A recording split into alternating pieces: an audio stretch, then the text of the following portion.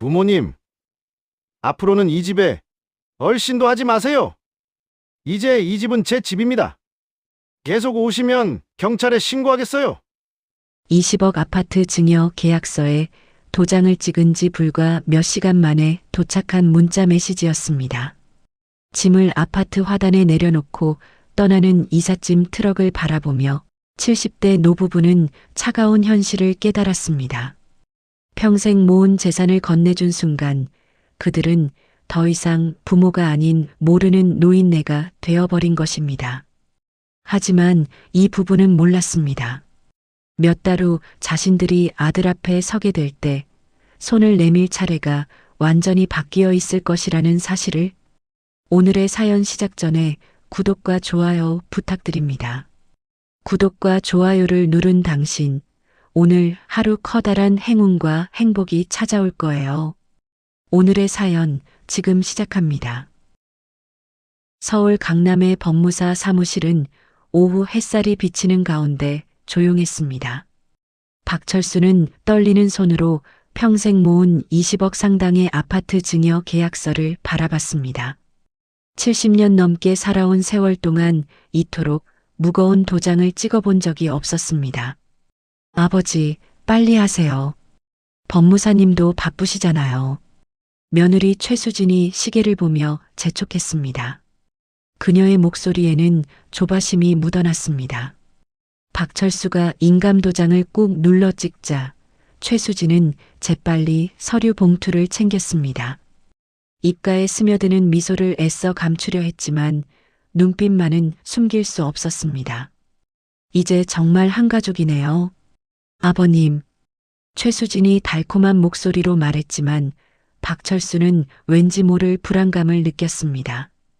집으로 돌아온 박철수와 김영자는 평생 살던 집을 정리하기 시작했습니다. 40년 동안 쌓인 추억의 물건들을 하나씩 박스에 담으며 두 사람은 말없이 눈물을 삼켰습니다. 여보, 정말 잘한 일이겠죠? 김영자가 결혼 사진을 들여다보며 남편에게 물었습니다. 민석이가 그렇게 말했잖아. 합가해서 편안하게 지내자고. 박철수가 대답했지만 목소리에는 확신이 없었습니다. 이삿짐 트럭이 도착하고 짐을 모두 실었습니다. 평생 정든 집을 마지막으로 둘러본 부부는 깊은 한숨을 쉬었습니다. 이제 새 출발이야. 박철수가 김영자의 손을 잡으며 말했습니다. 트럭이 아들 부부의 아파트 단지에 도착했을 때는 오후 3시였습니다. 고급 아파트 단지의 웅장한 모습에 부부는 잠시 감탄했습니다. 우리 민석이가 정말 성공했구나. 김영자가 뿌듯한 표정으로 중얼거렸습니다. 박철수가 공동 현관 앞에서 아들에게 미리 받아둔 비밀번호를 눌렀습니다. 그런데 기계에서 차가운 음성이 흘러나왔습니다. 비밀번호가 일치하지 않습니다. 박철수가 다시 천천히 눌러봤지만 결과는 같았습니다. 아들한테 전화해봐. 김영자가 핸드폰을 꺼내 아들 번호를 눌렀습니다. 하지만 전화는 계속 연결되지 않았습니다. 트럭 기사가 짜증스러운 표정으로 시계를 보며 말했습니다. 어르신들, 빨리 좀 해주세요. 저도 다른 일정이 있거든요. 30분이 지나고 1시간이 지났지만 아들과 며느리는 전화를 받지 않았습니다. 해가 서서히 기울기 시작했습니다. 트럭 기사가 참다 못해 화를 냈습니다. 이렇게 기다릴 수는 없어요. 짐이라도 내려놓고 갈게요. 기사는 짐을 아파트 화단 옆에 대충 내려놓고 트럭을 몰고 사라졌습니다. 부부는 짐더미 옆에 서서 멍하니 아파트를 올려다봤습니다. 15층 우리 아들 집 창문에는 불이 켜져 있었습니다. 그때 김영자의 핸드폰에 문자 메시지 하나가 도착했습니다. 김영자가 떨리는 손으로 메시지를 확인하자 얼굴이 하얗게 질렸습니다. 부모님, 당분간 오지 마세요. 저희도 사생활이 필요합니다. 박철수가 김영자의 어깨 너머로 문자를 보고는 주먹을 꽉 쥐었습니다. 이게 무슨 소리야? 박철수가 아파트 현관문을 쿵쿵 두드리기 시작했습니다. 민서가, 아빠다. 문 열어. 하지만 인터폰에서는 아무 대답이 없었습니다. 박철수의 고함 소리가 아파트 단지에 울려 퍼지자 경비원과 입주민들이 몰려들었습니다. 여기서 뭐 하시는 거예요? 경비원이 딱딱한 목소리로 물었습니다. 우리 아들 집인데 왜 못 들어가게 해요? 김영자가 울먹이며 대답했습니다. 그러나 입주민들은 부부를 수상한 눈초리로 바라봤습니다. 또 잡상인들이군. 요즘 이런 수법이 많다던데. 사람들의 수군거림에 부부는 당황했습니다. 그때 경찰 순찰차가 도착했습니다. 누군가 신고한 모양이었습니다. 경찰관이 부부에게 다가왔습니다. 집주인인 아드님께서 퇴거 요청을 하셨습니다. 계속 이러시면 주거 침입으로 처벌받을 수 있어요. 우리가 왜 주거 침입이에요? 여기가 우리 아들 집이라고요. 박철수가 억울함을 토해냈지만 경찰관은 믿지 않는 표정이었습니다. 인터폰에서 며느리 최수진의 목소리가 들려왔습니다. 경찰관님, 모르는 노인분들이 와서 행패를 부려요. 무서워서 못 나가겠어요. 김영자는 그 말을 듣고 충격에 빠져 주저앉았습니다. 자신을 모르는 노인이라고 부르는 며느리의 목소리에 가슴이 찢어지는 것 같았습니다. 결국 부부는 경찰의 강요에 못 이겨 아파트 단지 밖으로 나와야 했습니다. 차가운 벤치에 나란히 앉은 두 사람은 15층 우리 아들 집 창문만 하염없이 올려다봤습니다. 불이 켜진 창문 너머로는 행복해 보이는 가족의 실루엣이 보였습니다. 밤 공기가 차가워지자 박철수는 무거운 마음으로 일어났습니다. 일단 어디라도 가서 하룻밤 자고 내일 다시 생각해보자. 박철수가 옷까지 든 가방 하나만 챙겨 김영자의 손을 이끌었습니다. 화려한 아파트 단지를 뒤로하고 두 사람은 낡은 여인숙 골목으로 무거운 발걸음을 옮겼습니다. 뜬 눈으로 밤을 지새운 다음 날 아침, 여인숙의 누런 형광등 불빛 아래서 박철수가 눈을 떴습니다. 곰팡이 냄새가 코끝을 찔렀고 벽지는 여기저기 뜯겨나가 있었습니다. 옆에서 자던 김영자는 이미 깨어 있었지만 천장만 바라보며 말이 없었습니다. 박철수가 핸드폰으로 은행 어플을 확인했습니다. 잔고는 43만 원. 아들의 사업 자금이라며 현금까지 모두 넘겨준 결과였습니다. 이 돈으로 며칠이나 버틸 수 있을까? 박철수가 한숨을 쉬며 중얼거렸습니다.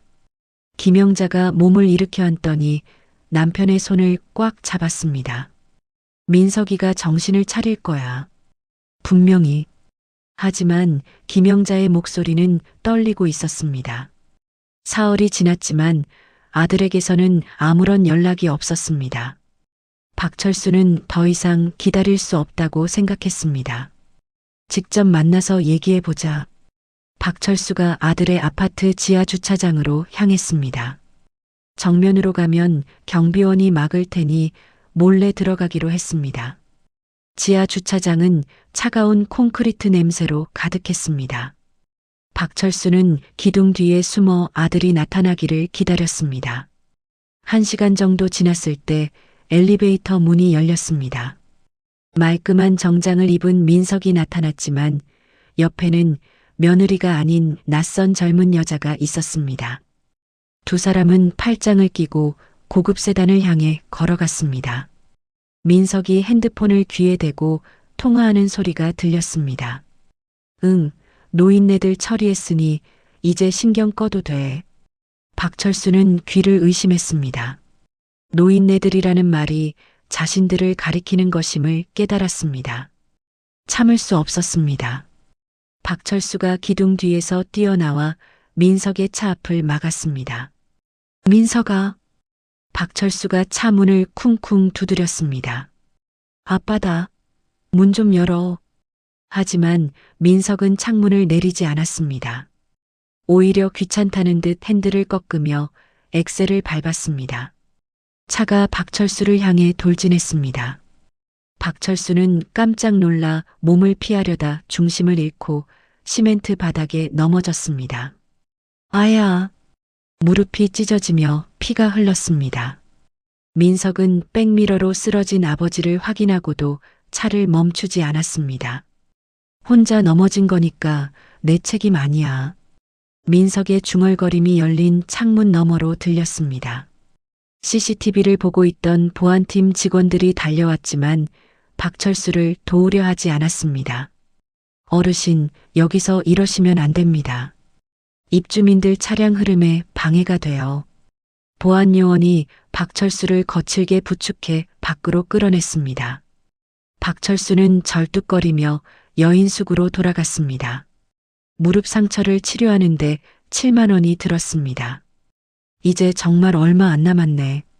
박철수가 지갑을 들여다보며 한숨을 쉬었습니다. 여인 숙비까지 계산하니 남은 돈은 20만 원도 되지 않았습니다. 부부는 급히 더 싼 곳을 찾아야 했습니다. 낙후된 지역의 부동산 중개소를 찾아다녔지만 보증금 없이 들어갈 곳은 거의 없었습니다. 쪽방촌에 월세 15만 원짜리가 하나 있긴 한데 중개업자가 미안한 표정으로 말했습니다. 거기라도 괜찮습니다. 김영자가 간절하게 대답했습니다. 쪽방은 3평도 안 되는 비좁은 공간이었습니다. 곰팡이가 가득하고 창문은 제대로 닫히지도 않았습니다. 김영자가 가지고 온 짐을 정리하며 눈물을 삼켰습니다. 가족 사진을 꺼내보다가 가방 깊숙이 처박아 버렸습니다. 박철수는 다리를 절뚝이며 인력사무소를 찾아갔습니다. 어르신 나이에는 일이 없어요. 사무소 직원이 고개를 저었습니다. 결국 박철수는 리어카를 빌려 폐지를 주우러 다니기로 했습니다. 하루 대여료 5천 원이었습니다. 도시의 뒷골목을 누비며 쓰레기통을 뒤지는 일은 생각보다 힘들었습니다. 다른 폐지 줍는 사람들과 경쟁도 치열했습니다. 그런데 한 쓰레기 더미에서 박철수는 눈에 익은 물건을 발견했습니다. 자신이 아들의 취직 축하 선물로 사줬던 고급 넥타이였습니다. 이게 왜 여기에? 박철수가 오물에 젖은 넥타이를 집어들었습니다. 한때는 30만 원이나 했던 명품이었지만 이제는 쓰레기가 되어 있었습니다. 박철수는 그 자리에 주저앉아 하늘을 바라봤습니다. 회색 구름이 무겁게 드리워진 하늘이 자신의 마음 같았습니다. 내가 뭘 잘못했나? 박철수의 입에서 절로 탄식이 흘러나왔습니다. 혹독한 겨울이 시작된 한 달 후 박철수와 김영자는 며칠째 제대로 된 식사를 하지 못하고 있었습니다. 폐지를 주워 번 돈으로는 쪽방 월세와 최소한의 생활비도 감당하기 어려웠습니다. 여보, 오늘은 정말 배가 고프네. 김영자가 배를 움켜쥐며 말했습니다. 박철수도 어제부터 속이 쓰려서 견디기 힘들었습니다. 자존심을 버리고 무료 급식소를 찾기로 했습니다. 공원 한 구석에서 운영되는 급식소에는 긴 줄이 늘어서 있었습니다. 박철수와 김영자는 고개를 숙인 채 줄 끝에 섰습니다. 혹시 아는 사람이라도 보면 어쩌지. 김영자가 목도리로 얼굴을 칭칭 감쌌습니다. 박철수는 바닥만 응시하며 순서를 기다렸습니다. 평생 이런 굴욕을 당할 줄은 꿈에도 몰랐습니다. 드디어 배식 순서가 다가왔습니다. 봉사자가 국과 밥을 떠주자 박철수는 떨리는 손으로 식판을 받았습니다. 감사합니다. 박철수의 목소리는 잠겨 있었습니다. 식사를 마친 부부는 공원 수도가에서 물을 마시며 허기를 달래고 있었습니다. 그때 봉사활동 조끼를 입은 30대 남성이 조심스럽게 다가왔습니다. 혹시 김영자 이모님이세요? 남성이 김영자의 얼굴을 유심히 살펴보며 물었습니다. 김영자가 놀라서 고개를 들었습니다. 낯익은 듯 하면서도 확실하지 않은 얼굴이었습니다. 박철수가 경계하는 표정으로 남성을 바라봤습니다. 누구십니까? 저는 강도진이라고 합니다. 혹시 10년 전에 신림동 고시원에서 총무 일하셨던 분 맞으세요? 도진이 간절한 눈빛으로 김영자를 바라봤습니다. 김영자의 머릿속에 희미한 기억이 떠올랐습니다. 가난한 고시생들이 모여 살던 고시원에서 청소와 관리 일을 했던 시절이었습니다. 아, 그때 그 학생? 김영자가 손으로 입을 막으며 놀라했습니다. 도진의 눈시울이 붉어졌습니다. 이모님이 저한테 몰래 국밥 챙겨주신 거 기억하세요? 밥을 못 먹어서 쓰러질 뻔했는데 그제야 김영자의 기억이 선명해졌습니다. 끼니를 걸으며 공부하던 앙상한 청년의 모습이 떠올랐습니다. 그런데 왜 여기에 계세요? 이런 곳에서 뭘 하고 계신 거예요? 도진이 믿기지 않는다는 표정으로 물었습니다. 박철수와 김영자는 서로를 바라보며 말문이 막혔습니다. 차에 타세요. 따뜻한 곳에서 이야기해요. 도진이 부부를 자신의 차로 안내했습니다. 인근 카페에서 도진은 부부에게 따뜻한 커피를 대접하며 지난 이야기를 들었습니다. 아들에게 배신당해 거리로 내몰린 사연을 듣고 도진은 주먹을 꽉 쥐었습니다. 그런 페류나가 어디 있어요? 도진의 목소리에 분노가 묻어났습니다. 이제 다 지난 일이야. 우리 팔자련이 하고 살아야지. 박철수가 체념한 듯 말했습니다. 그러자 도진이 갑자기 눈을 반짝였습니다. 이모님, 혹시 아직도 음식 솜씨가 그대로예요? 그야 뭘 해봤자 이 나이에 누가 써주겠어. 김영자가 한숨을 쉬었습니다. 제가 관리하는 건물 1층에 비어있는 상가가 하나 있어요. 거기서 작은 반찬 가게나 식당을 해보시는 게 어떨까요? 도진이 진지한 표정으로 제안했습니다. 돈이 없는데 어떻게 해요? 박철수가 고개를 저었습니다. 이건 적선이 아니라 확실한 투자입니다. 이모님 손맛이라면 무조건 성공해요. 도진이 확신에 찬 목소리로 말했습니다. 그러면서 호주머니에서 열쇠 하나를 꺼내 탁자 위에 올려놓았습니다. 보증금이랑 월세는 나중에 장사가 잘 되면 그때 갚으세요. 부부는 탁자 위의 열쇠를 멍하니 바라봤습니다. 절망의 끝에서 찾아온 기적 같은 기회였습니다. 김영자가 떨리는 손으로 열쇠를 집어들었습니다. 정말 괜찮을까요? 괜찮을 게 아니라 꼭 해야 해요. 이모님이 저를 살려주신 것처럼 이번엔 제가 이모님을 도와드릴 차례예요. 도진의 진심 어린 말에 김영자의 눈가가 촉촉해졌습니다. 박철수도 감격스러워 말을 잇지 못했습니다. 세상에는 아직 따뜻한 사람이 있다는 것을 깨달았습니다. 다음 날 아침 9시 도진은 구청과 세무서를 오가며 복잡한 영업신고와 사업자 등록 절차를 직접 처리해 주었습니다. 박철수와 김영자는 그저 고마울 따름이었습니다. 이런 일까지 해주시면 어떡해요? 김영자가 미안해하며 말했습니다. 괜찮아요. 이모님은 가게 준비에만 신경 쓰세요. 도진이 환하게 웃으며 대답했습니다. 도진이 제공한 10평 남짓한 상가는 오랫동안 비어 있어서 먼지가 쌓여 있었습니다. 하지만 위치는 나쁘지 않았고 주변에 직장인들이 많아 보였습니다. 박철수와 김영자는 낡은 집기들을 하나하나 닦아내기 시작했습니다. 오랜만에 흘리는 건전한 땀방울이 기분 좋았습니다. 여보, 이거 봐. 벽에 페인트 칠만 새로 하면 깨끗해질 것 같아. 김영자가 신이 나서 말했습니다. 박철수도 덩달아 기운이 났습니다. 무엇보다 아내가 다시 활기를 찾는 모습이 좋았습니다. 저녁이 되면 도진이 퇴근 후 넥타이를 풀어 헤치고 가게로 찾아왔습니다. 무거운 식재료를 나르고 메뉴판을 직접 디자인하며 마치 친아들처럼 도왔습니다. 어머니, 이 메뉴는 어떠세요? 묵은지, 김치찜이 시그니처로 좋을 것 같은데.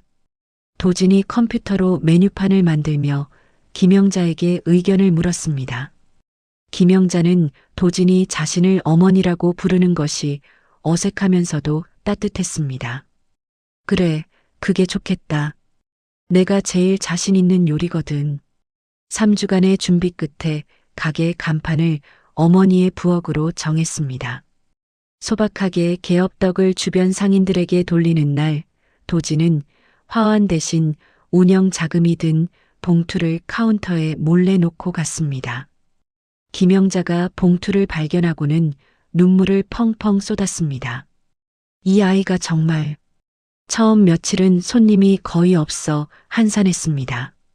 하지만 김영자는 포기하지 않고 정성스럽게 음식을 준비했습니다. 그러던 어느 날 점심시간에 택시 기사 한 명이 우연히 들렀습니다. 김치찜을 한 젓가락 맛본 기사의 얼굴이 밝아졌습니다. 어머니, 이거 진짜 맛있네요. 기사가 감탄하며 말했습니다. 많이 드세요. 더 드릴까요? 김영자가 푸짐하게 반찬을 더 올려주었습니다.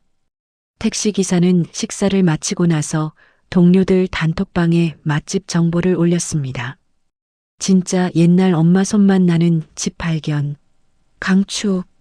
다음 날부터 택시들이 가게 앞에 줄지어 서기 시작했습니다. 김영자는 눈코 뜰 새 없이 국자를 휘두르며 주문을 받았습니다. 여보, 손님이 이렇게 많이 올 줄 몰랐네. 박철수가 설거지를 하며 기뻐했습니다. 그런데 가게 한켠에서 밥을 먹던 젊은 손님이 핸드폰으로 영상을 찍고 있었습니다. 유튜버였던 그는 김영자의 푸짐한 인심과 부부의 정겨운 모습에 감동했습니다. 구독자들이 좋아할 것 같은데. 유튜버가 영상을 편집해 폐지 줍던 노부부의 인생 역전 맛집이라는 제목으로 업로드했습니다. 영상은 알고리즘을 타기 시작하면서 조회수가 급속히 올라갔습니다.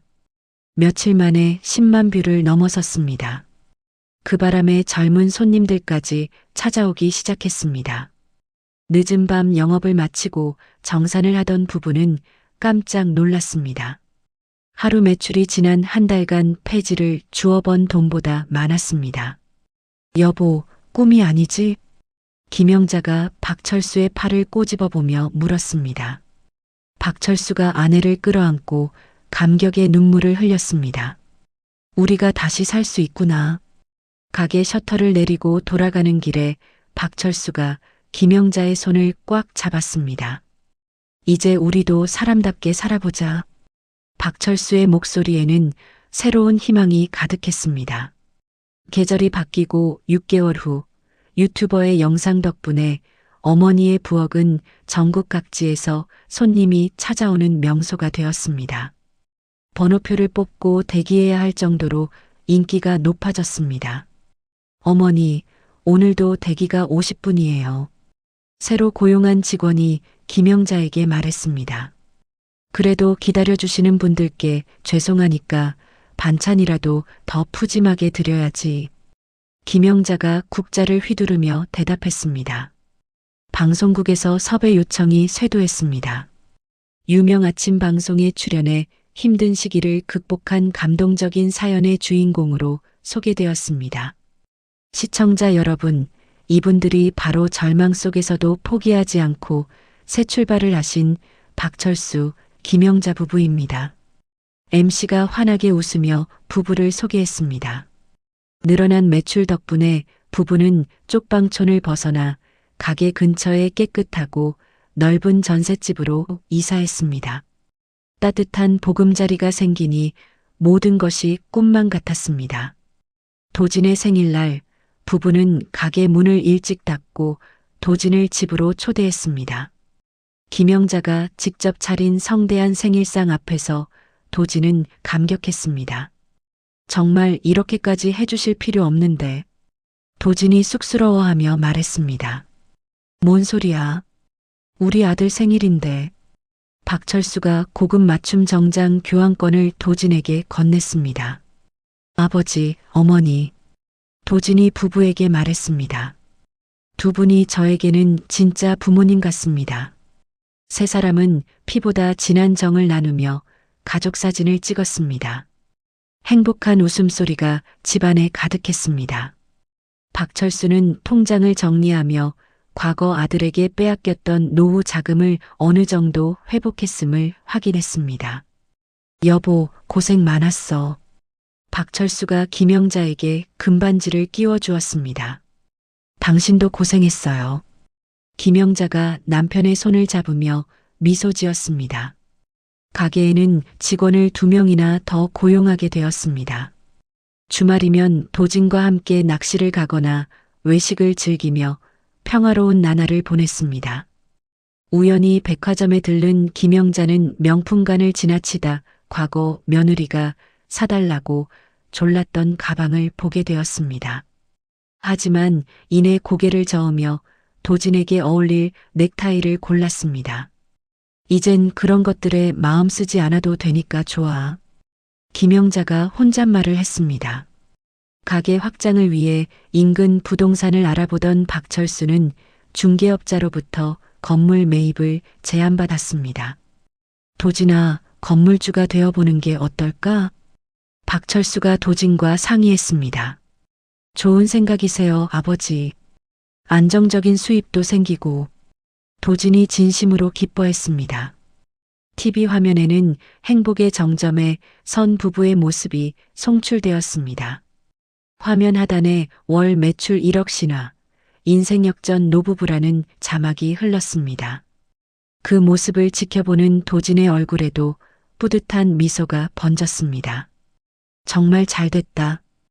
도진이 속으로 중얼거렸습니다.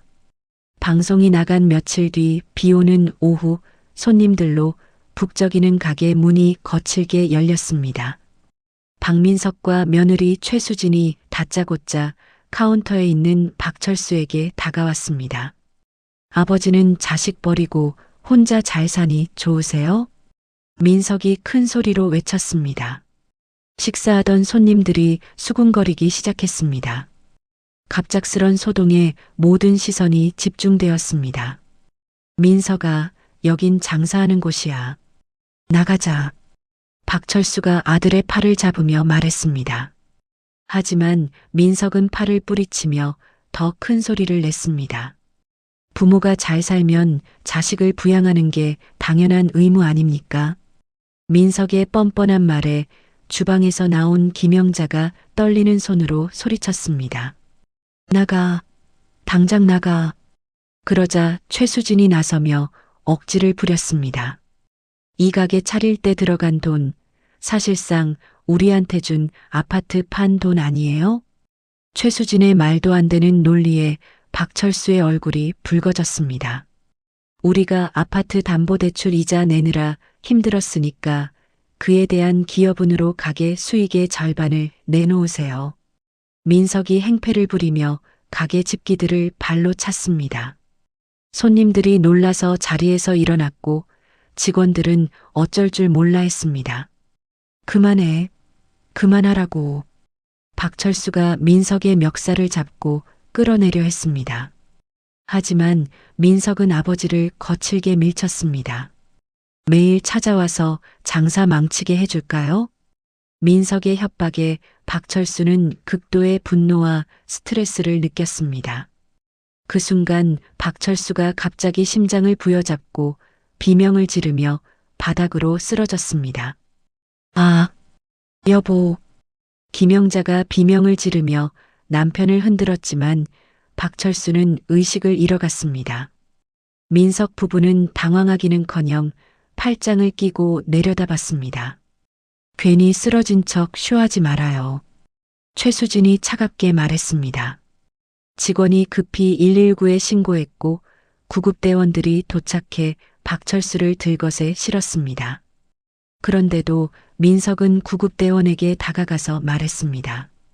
제가 직계비속이니까 병원에서 보호자 권리는 제가 행사하겠습니다.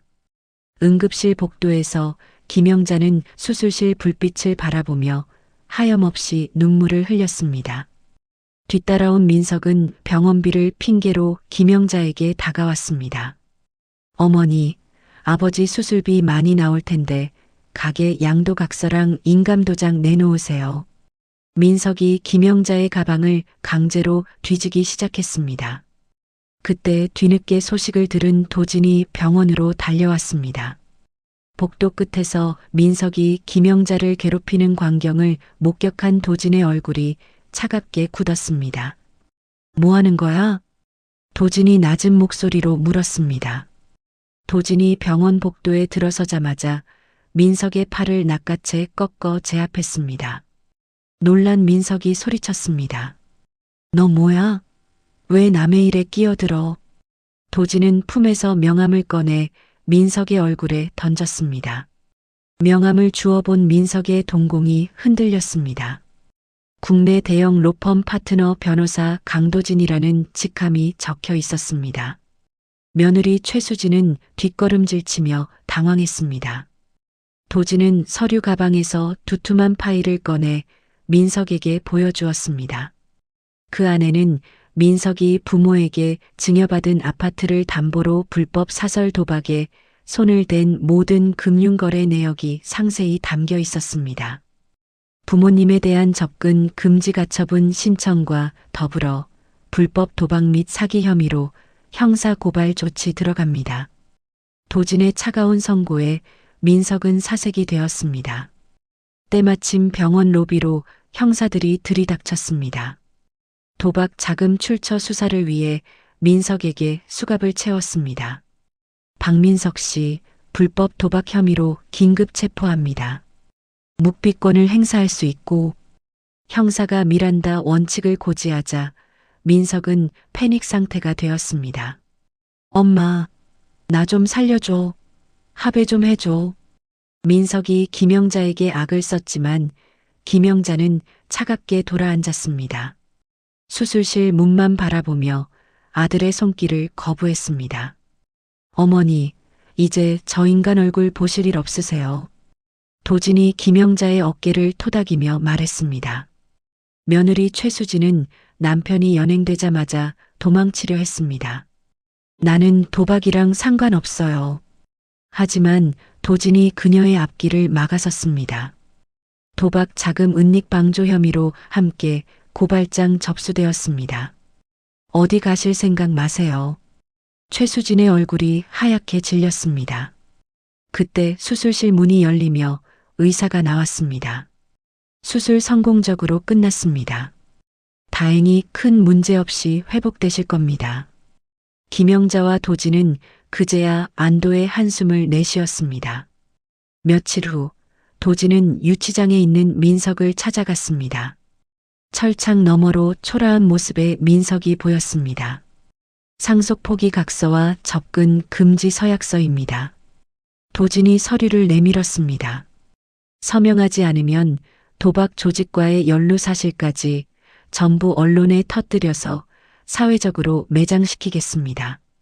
민석은 떨리는 손으로 서류를 받아들었습니다. 모든 것을 체념한 채 서명했습니다.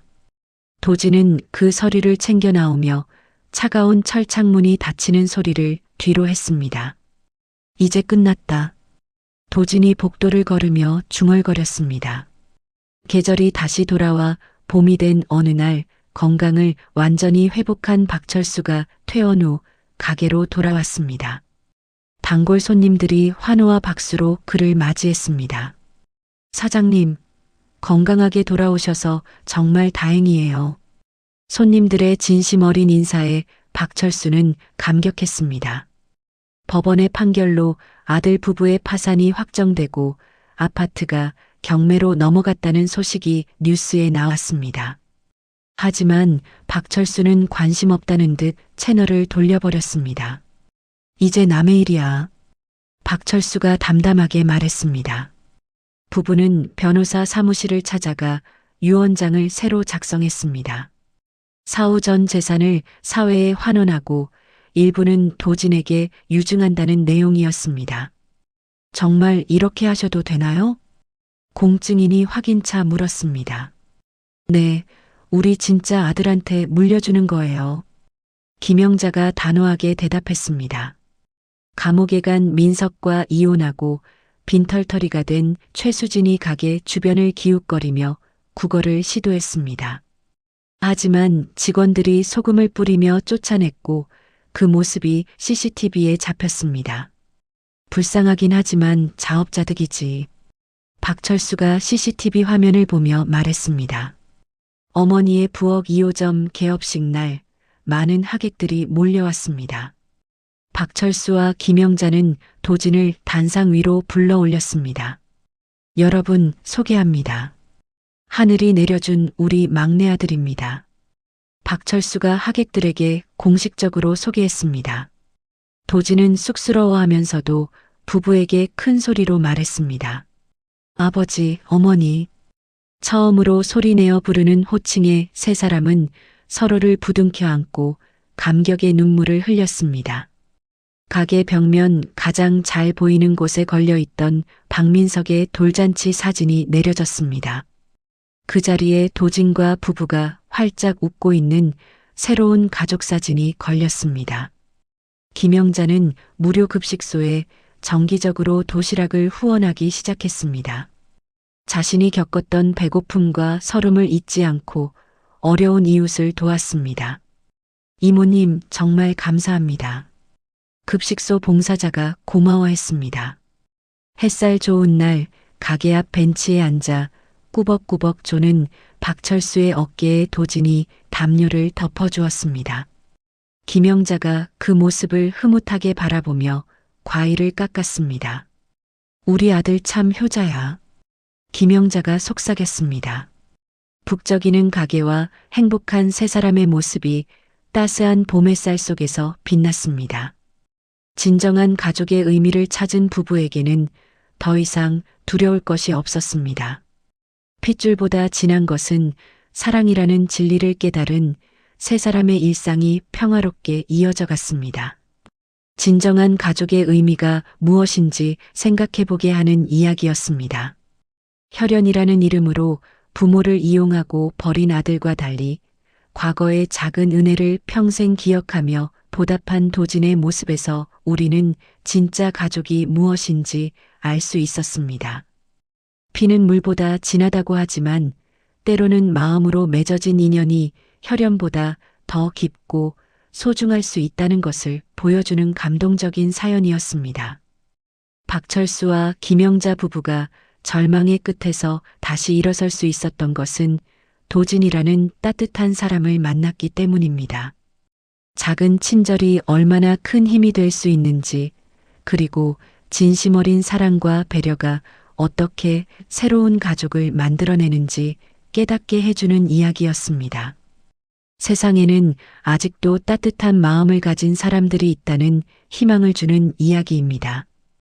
여러분도 일상에서 작은 친절을 베풀어 보시기 바랍니다. 그 작은 행동이 누군가에게는 인생을 바꾸는 기적이 될 수 있으니까요. 이야기를 끝까지 들어주신 분이 계시다면 잘 들었다고 댓글 하나만 남겨주세요. 감사합니다.